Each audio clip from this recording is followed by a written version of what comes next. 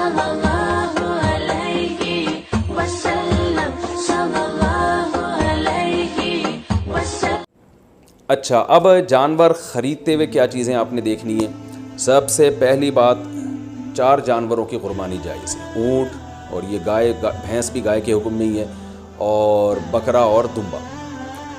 हिरन की कुर्बानी या नील गाय की कुर्बानी या और दूसरे जो जंगली जानवर हैं, इनकी कुर्बानी जायज़ नहीं है।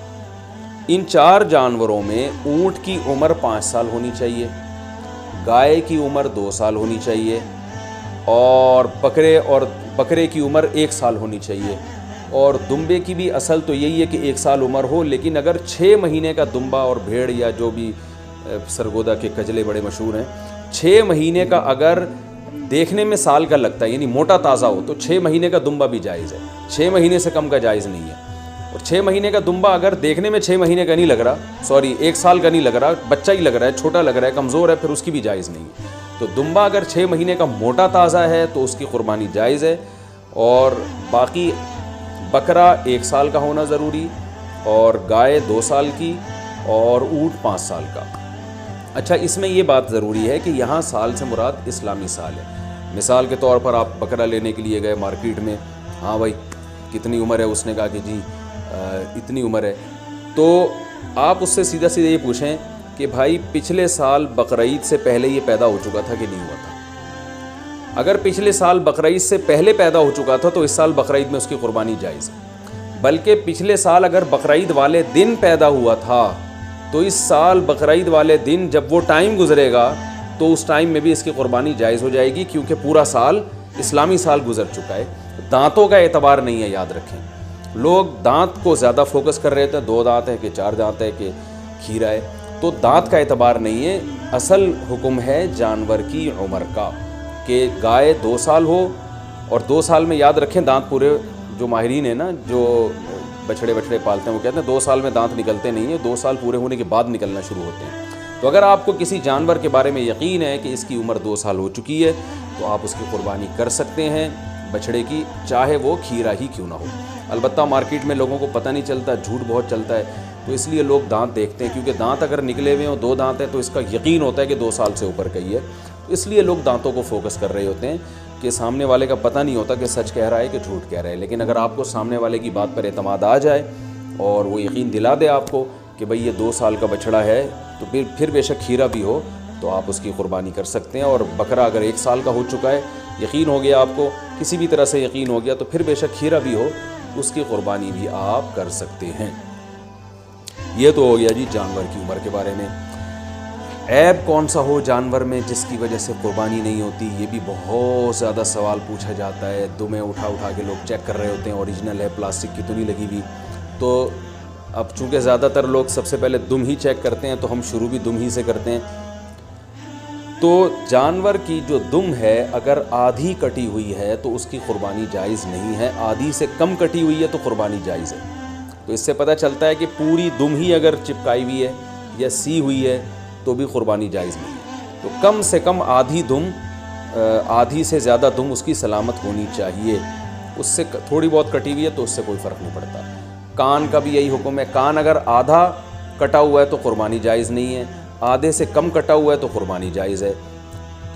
बाज़ दफ़ा ऐसे कान ना चिरे हुए होते हैं तो उससे कोई फ़र्क नहीं पड़ता, कुर्बानी उसकी भी जायज़ है। आँख का हुक्म ये है कि एक आँख की अगर बीनाई नहीं है तो कुर्बानी जायज़ है। बीनाई है लेकिन कम नज़र आता है और जानवर देख लेता है घास मास को तो भी ठीक है, यानी पूरी नज़र का 6/6 होना ज़रूरी नहीं है। अलबत्ता बिल्कुल ही एक आँख की बीनाई गायब हो तो फिर उसकी कुर्बानी दुरुस्त नहीं है। लंगड़ापन इतना हो अगर जानवर में कि वो बेचारा लंगड़ेपन की वजह से आप उसको ज़बा करने जहाँ ले जाना चाहते हैं ना वहाँ तक भी नहीं जा सकता, पहिए लगा के धक्का देना पड़ रहा है आपको उसको, तो फिर तो कुर्बानी जायज़ नहीं है। थोड़ा बहुत लंगड़ाता हो लेकिन चल लेता हो तो कुर्बानी ऐसे जानवर की जायज़ है। ये हो गया जानवर के ऐब के बारे में। ख़ारिशी जानवर हो, ख़ारिश ज़दा जानवर, तो अगर ख़ारिश इतनी है कि स्किन से उसके गोश्त के अंदर तक वो असरात पहुँचे हुए हैं और उसकी वजह से बहुत ज़्यादा लागा रोके हड्डियों का ढांचा बन गया है तो ऐसी कुर्बानी, ऐसे जानवर की कुर्बानी जायज़ नहीं है। लेकिन अगर ऐसी ख़ारिश है उस जानवर को तो इससे कोई फ़र्क नहीं पड़ता। आजकल इंसानों को आपको पता है इतनी ख़ारिश है, तो जानवरों में हो गई तो क्या मसला हो गया इससे। सींग के बारे में भी लोग बहुत सवाल पूछते हैं کہ جانور کا سینگ کٹا ہوا ٹوٹا ہوا تو قربانی جائز ہے یا نہیں؟ بالکل جائز ہے۔ آج کل تو جانور کے پیدائشی سینگ ہی گھس دیے جاتے ہیں تو وہ جائز ہے۔ البتہ جانور کا سینگ اگر ٹوٹ گیا چوٹ لگنے سے اور ایسا ٹوٹا کہ جڑ سے اکھڑ کے نا اس کے دماغ ہل جاتا ہے، پھر تو ایسے جانور کی قربانی پھر جائز نہیں ہے۔ لیکن اس طرح ہوتا نہیں ہے، کوئی حادثہ ہو جائے تو پھر تو ہوتا ہے جانور کے ساتھ، نارملی ایسا ہوتا نہیں ہے۔ تو اس لیے منڈی سے جب آپ جانور خریدا کریں تو سینگوں پہ زیادہ غور نہ کیا کریں، تمیز سے جانور لے لیا کریں آپ، ٹھیک ہے؟ اس میں زیادہ وہمی بننے کی ضرورت نہیں ہے۔ خصی جانور کی قربانی بھی جائز ہے، اور بعض لوگ اس کو صحیح نہیں سمجھتے، لیکن صحیح حدیث سے ثابت ہے، آپ صلی اللہ علیہ وسلم نے خصی جانور کی قربانی بھی کی ہے۔ اچھا، دودھ والے جانور کی قربانی بھی جائز ہے، لیکن اس کا دودھ پینا جائز نہیں ہے۔ ہاں، جب جانور ذبح ہو گیا تو پھر جانور کے ہر آپ جو ہے گوشت سے بھی فائدہ اٹھا سکتے ہیں، دودھ سے بھی فائدہ اٹھا سکتے ہیں۔ تو اگر آپ نے جانور قربانی والے جانور جو ابھی ذبح نہیں ہوا اس کا دودھ آپ نے پیا تو دودھ نکالا تو صدقہ کرنا پڑے گا اس کو۔ اچھا، دوسری بات، حاملہ جانور کی قربانی، یعنی وہ گائے جس کے پیٹ میں بچہ ہو۔ یہ سوال بہت زیادہ پوچھا جاتا ہے۔ تو دیکھیں، اگر وہ گائے جس کے بالکل بچہ ہونے والا ہے، یعنی پورا بچہ بن چکا ہے، بچے کی ولادت کا وقت قریب ہے، تو بہتر یہ ہے کہ ایسے جانور کی قربانی نہ کی جائے، ناپسندیدہ ہے۔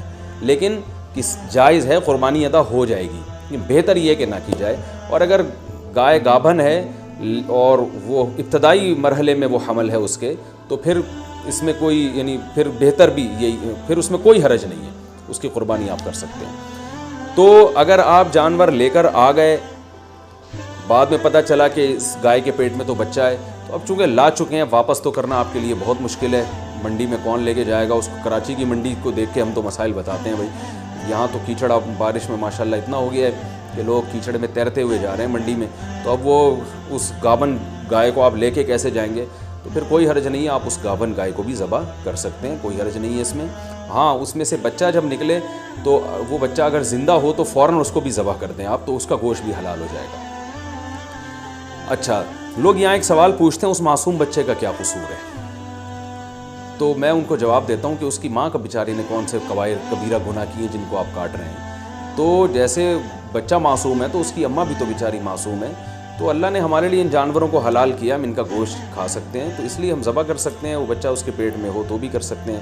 میں نے بتایا کہ بہتر نہیں ہے، لیکن بہرحال قربانی ادا ہو جائے گی اور گوشت بھی اس کا بالکل حلال ہوگا، اس میں ٹینشن لینے کی ضرورت نہیں ہے۔ تو یہ تو ہو گیا جی حاملہ جانور کے بارے میں۔